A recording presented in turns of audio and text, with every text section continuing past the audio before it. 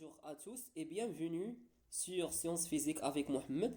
Aujourd'hui, on va étudier une nouvelle leçon qui est intitulée Équilibre d'un solide soumis à deux forces ou bien Équilibre d'un solide sous l'action de deux forces.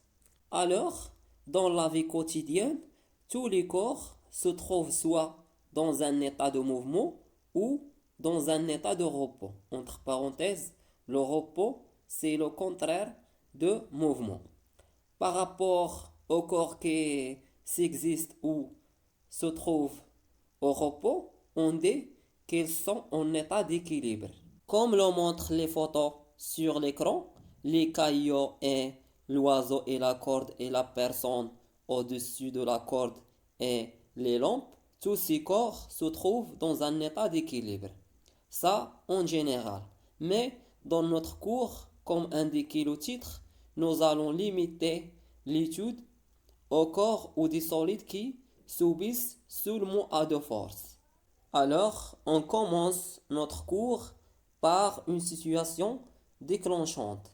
Celle-ci va vous faire adhérer à la démarche et vous donner l'envie de résoudre le problème qui va en découler et vous inviter à poser une question ou un problème scientifique. Alors, concentrez-vous à la lecture de la situation. Le tir de la corde est parmi les jeux d'éprouver la force. Dans la situation décrite par la photo, il y a deux personnes, chacun tire de son côté une corde inextensible. Inextensible, c'est-à-dire une corde d'une longueur fixe ou inchangeable. Mais le résultat est que aucune personne peut gagner l'épreuve et la corde reste au repos. On dit que le système, entre parenthèses, dans ce cas-là, la corde, est en équilibre. Les questions qu'on va poser, comment expliquer et traduire cet effet statique et quelle relation existe-t-il entre les forces exercées par les deux personnes sur la corde. Et on va généraliser le problème par la question suivante. En général, quelle est la condition d'équilibre d'un solide soumis à deux forces? Pour répondre à la question précédente, quelle est la condition d'équilibre d'un solide soumis à deux forces? On va voir une activité.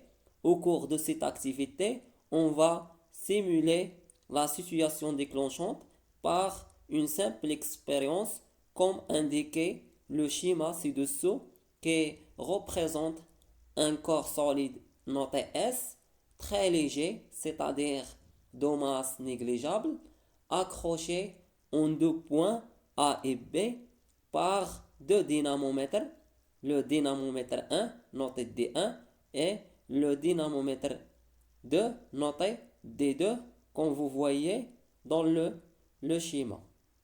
Les questions de l'activité. 1. Déterminer le système étudié et son état. 2.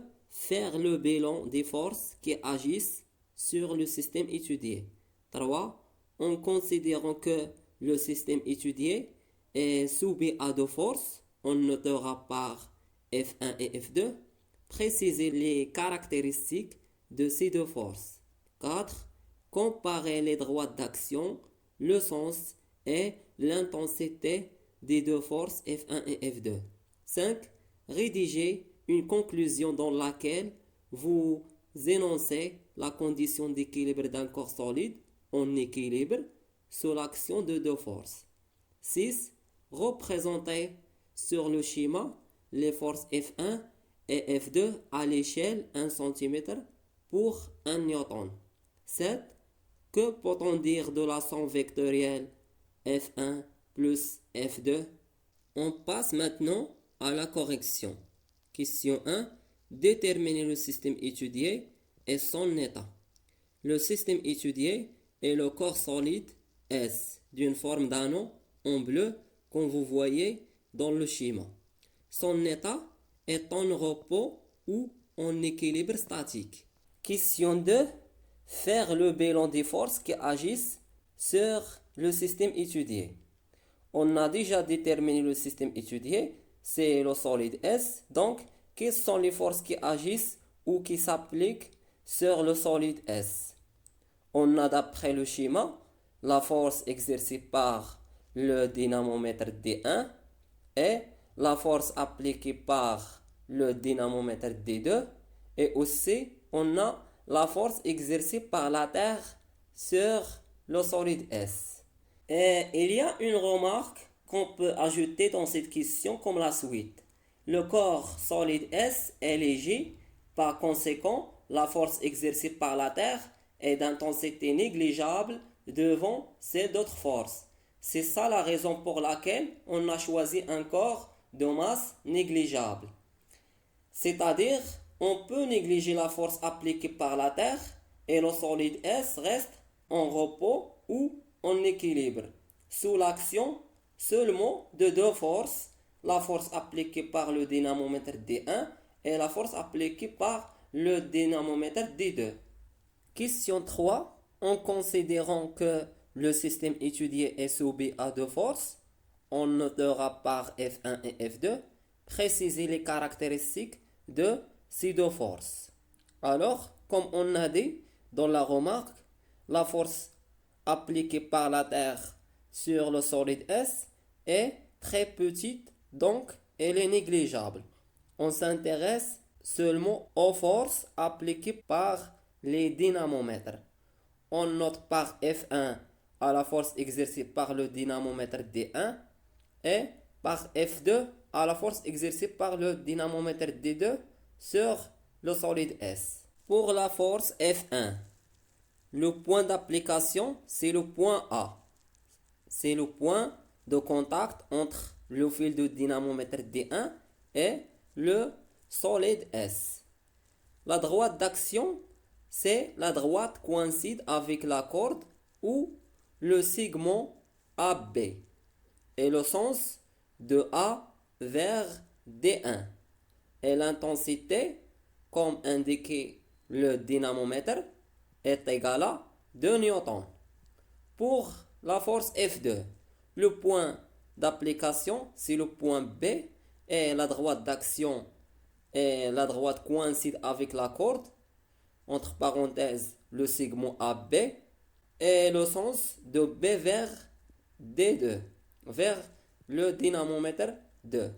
Et l'intensité est aussi égale à 2 newtons.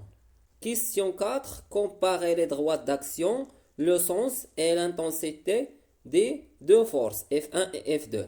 Les deux forces F1 et F2 ont la même droite d'action, c'est le segment passant par A et B, et des sens opposés, des sens contraires, et la même intensité de Newton. 5. Rédiger une conclusion dans laquelle vous énoncez la condition d'équilibre d'un corps solide en équilibre sous l'action de deux forces.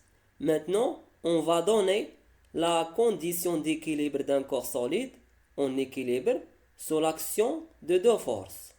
Lorsqu'un solide est en équilibre sous l'action de deux forces, F1 et F2, ces deux forces ont la même droite d'action, c'est-à-dire la même direction, et ont des sens opposés et de même intensité.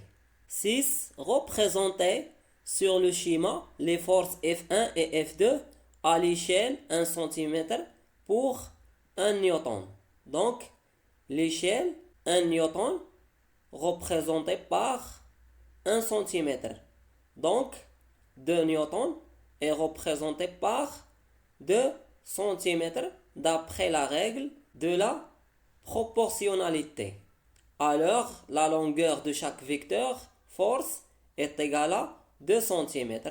Et maintenant, on dessine les deux forces F1 et F2 en rouge, comme vous voyez dans le schéma. Question 7. Que peut-on dire de la somme vectorielle F1 plus F2?